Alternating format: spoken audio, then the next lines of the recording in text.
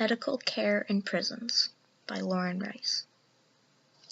Overview. Each human being has a right to access health care regardless of their race, religion, gender, socioeconomic status, or other characteristics regarding their background. Unfortunately, some people are denied treatment because of their background status, but efforts are being made to give all humans equal opportunities to the care they need. For inmates, even though they committed a crime, they are still humans and still have the right to obtain access to health care. I believe these individuals are not given enough care. They need quality and affordable medical care, yet are often overlooked or disregarded. Influencing factors. As more reports were released of deaths occurring in prisons due to the lack of care they receive, prisons saw a need for a healthcare reform and allowed all of its inmates to receive medical care. This not only betters their appearance on how they treat people, but it also betters the lives of the inmates. I believe this was an important and necessary action to take because it saves lives, reduces lawsuits from the inmates' families, and is a step in the right direction in making healthcare available to everyone. By having healthcare in prisons, other places that do not offer care could be influenced by these actions and offer care to those that were once denied. Economic impact. Just offering healthcare in prisons is not enough. These services need to be affordable to this certain population. They are currently out of work, only receiving between 14 and 63 cents per hour, and must pay for extra things in the jail, such as food, toiletries, and underwear. Those that are lucky enough also have money sent to them from their family members. Inmates are often charged with copays for every physician visit they have, medication they are given, dental treatment they get, and other health services. The reason behind these copayments is for the state and country to get reimbursed for the high cost of medical care given to the population they serve. However, the copays could range from a few dollars to $100, which is much more than the amount they get paid for the work they do within the prison. This is a picture reflecting the number of states that charge inmates for medical services. The states that are colored orange, which is a total of 39 states, authorize prisons and jails to collect fees from inmates for the treatment they deserve as a right and struggle to pay for due to their situation and environment. The fees that inmates get charged with are also meant to deter people from unnecessary doctor's visits.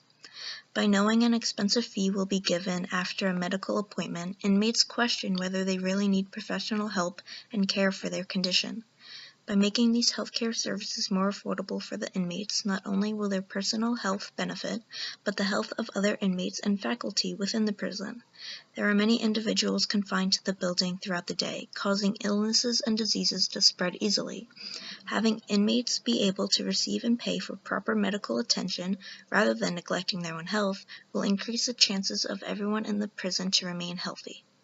However, these highly priced fees may be causing more harm in the prison than good, since sick individuals are turning down treatment when they really need it.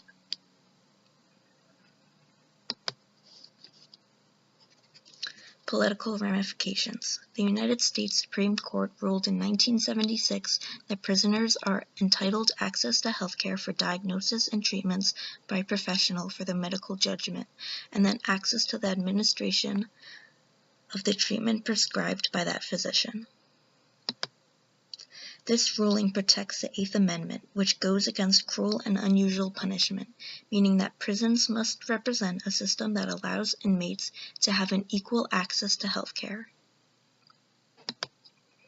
The growth of the incarceration rates put healthcare providers under stress since they are having difficulty staying on top of their rapidly increasing number of clients inside prisons. To resolve the ramifications that were associated with the policy of medical care in prisons, the Department of Justice published a statement supporting their termination to federal private prisons due to their patterns of irresponsibility and setbacks for criminal justice reform, and also their unsafe conditions and lack of proper security. These federal private prisons gave private health care to its inmates, resulting in a reduced quality of care since there are no government regulations. Therefore, federal private prisons are transitioning over to government regulation in an effort to better the health of the convicts that occupy the facility. To say healthcare is being offered to its inmates is not enough. Quality care is needed to guarantee these individuals are staying healthy, which then keeps others in the prison safe. As prisoners are locked away for many years, they begin to grow old, causing their health to decline. Some enter at an old age already, and some are there for the rest of their lives.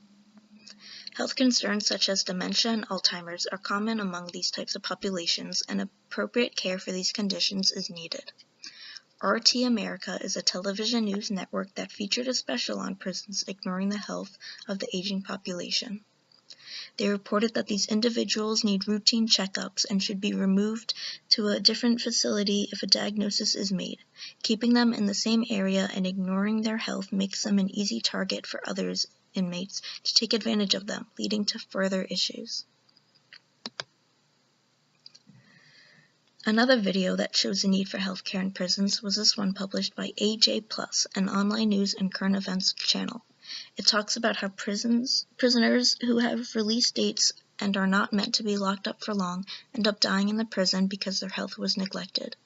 Prisoners are serving their time for previous actions and are meant to be released to continue living their life. The fact that some individuals cannot do that because they die from the lack of care treatment inside the prison shows that a change needs to be made. Support towards my position. A piece of literature that supports my position of having medical care available in prisons, other than the U.S. Constitution, is an article called The Treatment of Persons with Mental Illnesses in Prisons and Jails. It focuses on a national survey that was taken which revealed that the number of people in prisons with serious mental illnesses exceeds the number in state psychiatric hospitals tenfold. Treating mentally ill inmates is vital, especially because these individuals are vulnerable and most inmates already get abused while they serve their time. If left untreated, their mental illnesses will worsen, causing them to leave the prison in a worse state than how they came in. Due to the information this survey revealed, the right for inmates to receive medical attention becomes even stronger. The surveyors agree with this position and believe care should also be given to them if they suffer from a mental illness, because these types of diseases are just as important as other health concerns, such as hypertension, tuberculosis, and diabetes. The end.